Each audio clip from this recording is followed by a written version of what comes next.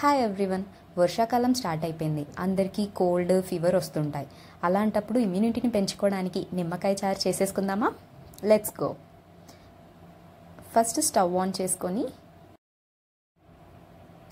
గిన్నె హీట్ అవ్వగానే ఇందులోకి ఆయిల్ యాడ్ చేసుకుందాం.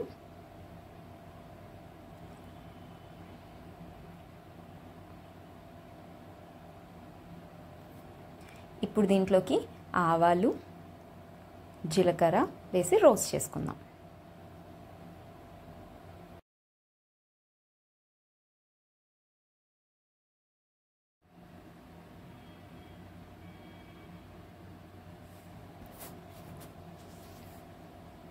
ఇప్పుడు దీంట్లోకి పచ్చిమిరపకాయలు అండ్ రఫ్గా చాప్ చేసిన ఒక టొమాటో పీసెస్ వేసుకుందాము.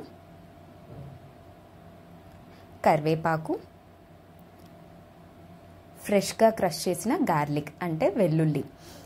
ఈ వర్షాకాలంలో మీరు వెల్లుల్లి ఎంత యూజ్ చేస్తే అంత బెటర్ అండి.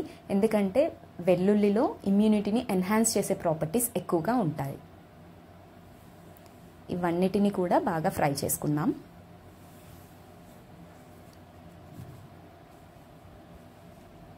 ఇప్పుడు దీంట్లోకి పసుపు యాడ్ చేసుకోండి.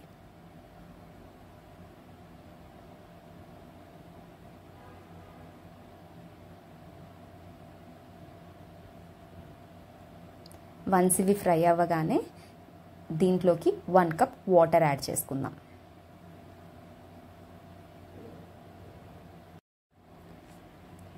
దీన్నంతా కూడా ఒకసారి మంచిగా మిక్స్ చేసుకొని దీంట్లోకి తగినంత సాల్ట్ యాడ్ చేసుకుందాం. మీ టేస్ట్కి సరిపడా సాల్ట్ యాడ్ చేసుకోండి. అండ్ దీంట్లోకి జీలకర్ర, మెంతులని వేయించి పౌడర్ చేసుకున్న పౌడర్ దీంట్లోకి యాడ్ చేస్తున్నాము. అండ్ అలాగే 1 టీ స్పూన్ ధనియాల పొడిని కూడా యాడ్ చేయండి. ఇవన్నీ వేసుకోవడం వల్ల డైజెషన్ బాగా అవుతుంది. అలాంగ్ విత్ దిస్ ఇమ్యూనిటీని కూడా పెంచుతుంది మనకి. సో అన్నీ కూడా బాగా మిక్స్ చేసుకోండి.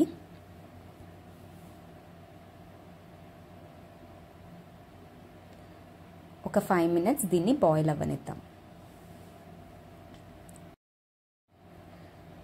చూడండి, మన చారు అంతా కూడా పర్ఫెక్ట్గా బాయిల్ అయింది. ఇప్పుడు స్టవ్ ఆఫ్ చేసుకొని దీంట్లోకి లెమన్ జ్యూస్ యాడ్ చేసుకుందాము. 1 కప్ వాటర్కి 1 లెమన్ జ్యూస్ సరిపోతుందండి. ఒక్క నిమ్మకాయ సరిపోతుంది. సో స్టవ్ ఆఫ్ చేసుకొని ఇది యాడ్ చేయండి. అండ్ లాస్ట్లో దీంట్లోకి కొత్తిమీర యాడ్ చేసి గార్నిష్ చేసేసుకుందాము.